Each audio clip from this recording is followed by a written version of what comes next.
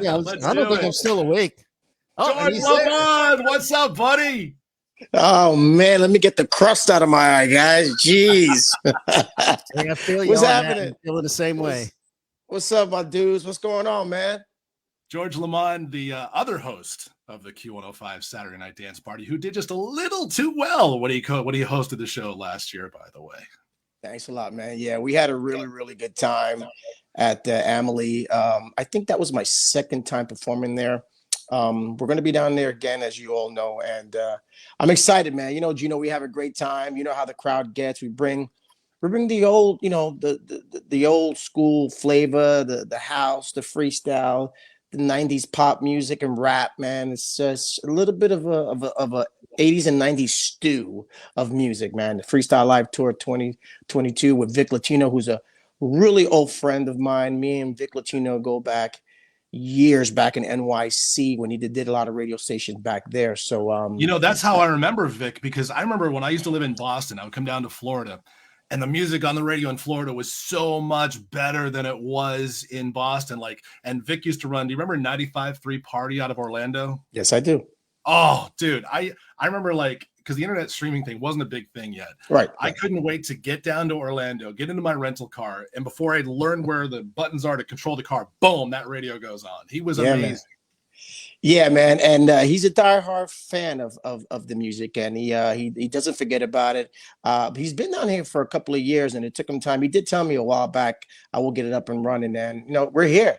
We're here. We've got 3 days of rocking concerts. This is the first one with Noel and Judy Torres, Nyasia, and myself, and I'm a local now. I live in Tampa, so you guys are just a hop, skip away. It's funny that you mentioned that, because I found this clip from about 2 years ago on the show. A caller called in because somebody had mentioned that you live around here, but hang on.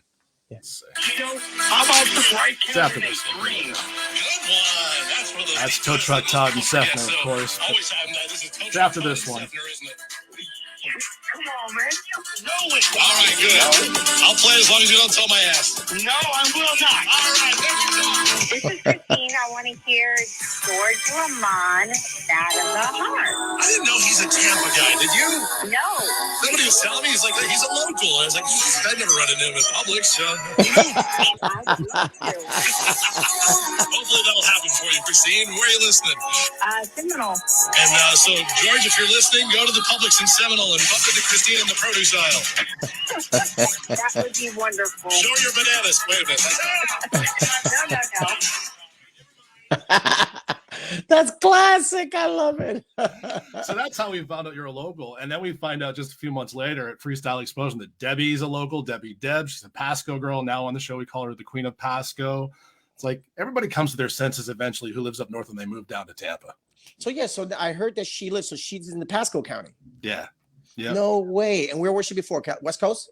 I don't know. Hoof, where did we had lunch with her on the water up in Pasco. It's a beautiful spot. You remember where it was, Hoof? Yeah, it's Widow Fletcher's. Yeah. Right I know the place. I want to do a show there, man. It was a great place for a show. We were kind of scouting out a good spot to do kind of what you're doing here. We haven't even announced it yet. I threw the graphic up on the screen. Folks, the reason we have George on, he's coming back to, he's staying in Tampa. Avalon Event Center, March 11th. And it's not just George, man. You got the guy who blew us away at my birthday party last year, Noel, who had the most horrendous motorcycle accident. Remember Slice DVD tour telling me, it's like, man, we're not sure if he's going to make it. And then a year later, he performed that show in Daytona. And dude, he hasn't skipped a beat. No, man. Thank God he's okay. Yeah, Noel's a really good friend of mine, as well as the others, Judy Torres and Nyasia. He's a true rebel. He's the real thing, man. That guy you see in those videos with the cigarette and the Harleys, he has not changed. No. He's strapped, but he loves it, man. He loves that kind of life, and I'm so glad that he's better and he's back on. He's ready to rock. And he's at 100% like you are, man. We saw it obviously at Freestyle Explosion last year, and we've dropped the knowledge that Freestyle Explosion is coming back to Tampa this summer. We haven't revealed the lineup yet, so we're keeping tight-lipped about that. Except Lisa. We mentioned Lisa only because Lisa mentioned it on her socials. But dude, it gives so much energy just to hear this music again. But seeing you guys on stage at Amelie Arena, like feeling it just as much as we are, because all of us in the crowd, it's like a high school reunion without the annoying. Absolutely. Yeah, absolutely. You guys, I can tell, like on stage, like you and Stevie and Expose, and y'all just are having as much fun as we are. Yeah, man, we've known each other for a long time, man. We're mom and dads now, you know, and some of them are even grandparents. And we've seen each other pretty much everywhere in different venues, different states. And the music keeps going. The music keeps rocking. The beat keeps going. And we just want to have fun, just like everyone else. And that's the one thing I do. I try to give them exactly what was played on the radio. I try not to fancy it up as much. I want you to go back in time and close your eyes to when times were just easier and everyone had shoulder pads and bad hair, and we're just having a good time. By the way, Hoof, you can attest to this because you were standing by the stage. George is such a pro. Everything went flawless at Freestyle Explosion, except for poor George. Something was going on with the sound system. God. But dude, you still killed it. You just went a cappella and you just brought it. Yeah, and I'm always prepared. I'm always prepared for my show. I did sound check. We checked all the equipment, the console, mixing board, everything was great. But for some strange reason, it just did not want to work. The flash drive wasn't reading. Then we tried the backup CD-ROM. We actually went to CD-ROM. And we got the cassette out. And then we got the cassette. Then we got the DAT. Then we got the reel-to-reel. No. And you got to pull out the old vinyl record. Yeah, Nice. man, I should have just done that. You know what? That's not a bad idea. And I just started singing live just to kill some time. And I think I did. Was it my rendition of "Don't Stop Believing"? I think that's what it was. No, I only heard that for the first time a few months ago. In fact, Hoof, I was going to ask you to put that in one of your mixes because we played a couple of clips on the show, but I didn't even know you did that song until a few months ago. I think you put it on your socials or I saw it somewhere. And I'm like, dude, that's freaking gutsy, man. Like to try to do a Steve Perry vocal and do it that well, that's got to be intimidating, man. I didn't want to do it at the beginning. So the song got played in Z100 in New York's only New York City station, like the tri-state New York. It was a Z100, PLJ, and I think Light FM. And KTU, they all played it. It played for a good year, 2008 to 2009. It's still playing today. So what happened was I went to do a demo for a friend of mine. His name is Lucas Prada, who's a really good friend of Vic Latino. And I wound up doing a level, I think it was a level 32 song. Anyway, we wound up demoing. He goes, I have this song I want you to try. And when he told me what it was, I'm like, dude, I don't want to touch no Steve Perry song. I don't want to get, crucified. I'm leaving that alone. And so we came back the next day and he tells me, could you just give it a try? And I says, I'll give it a try. And it's one of my favorite songs amongst others. Yeah. And so we did the demo and I walked out and I'm like, I did it. And I'm like, it ain't gonna happen, bro. So I got a call the next day, and the producer Giuseppe D called me and told me, I'm gonna send you something, and I want you to listen to. Please, just listen to it. I said, all right, whatever, and not knowing how the song was gonna sound. And when I heard the song, I knew automatically it was gonna work. I knew that if, as a matter of fact, I just got a call a couple of months ago from a friend who knew the drummer from the actual band now and called me. I forgot his name, and they wanted me like to go on stage or something with them or help them out with a song. So it was just funny. They had heard the track and they really, really liked it, and they kind of wanted to get in contact with me. So that was kind of cool. So anyway, wound up turning out really, really great, and then the radio station wound up adding it on the playlist. Well, it's just so gutsy because that's if you go to karaoke night, there's just some things you don't do. You don't do Journey songs. And then they hit it out of the park. It was amazing. That, of course, isn't the song that most people know you for. But the crazy thing that we found out when you hosted the Saturday Night Dance Party last year, I had never known this until you said it on the show, is that we knew the song from 1990. But by that point, the song was already 3 years old. Right. So Battle of the Heart was on an independent label in 1987.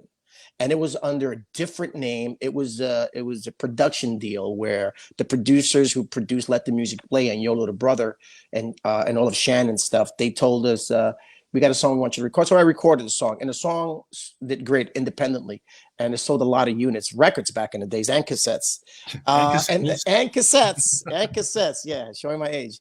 And then we got signed. I got to deal with Columbia Records about 3 years later, and then we released "Without You," the first single, and then they said, "Hey, let's re-release Battle of the Heart. What can happen?" Right. And that song charted at the top 40 pop charts, and it did very well amongst the other freestyle songs that I recorded as well. Now that you mentioned the Columbia Records, it kind of makes sense now, because I remember the first time I ever uttered the words George LaMond on the radio was when I was doing one of my first radio contests ever to give away tickets to see the New Kids on the Block. Oh my God. Yeah. Those guys are amazing. Yeah. Yeah. They What were, was they that were, tour like, man? That was during like their prime too. it was just crazy. We were kids, man.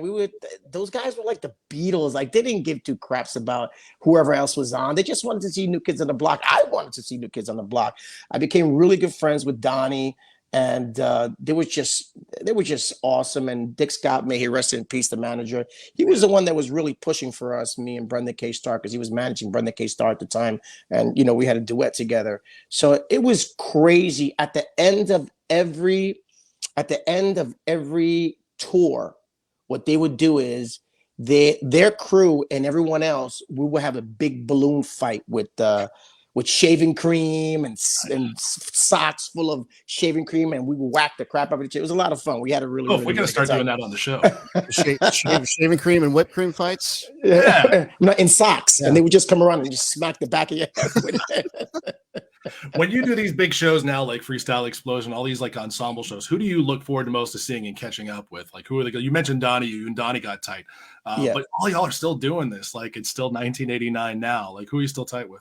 I like to talk to a lot of the hip hop artists, because the hip hop artists we usually do we get together and we do these venues, but we're mostly different avenues. They have their target audience, we have our target audience, and sometimes we combine our target audience. So a lot of the rappers like Rob Bass, I like kicking it with him. I like when I bump into CeCe Peniston. She's such a sweetheart. She is funny. Yeah. She is so funny. CeCe Peniston, and Salt and Pepper is really nice. Trinier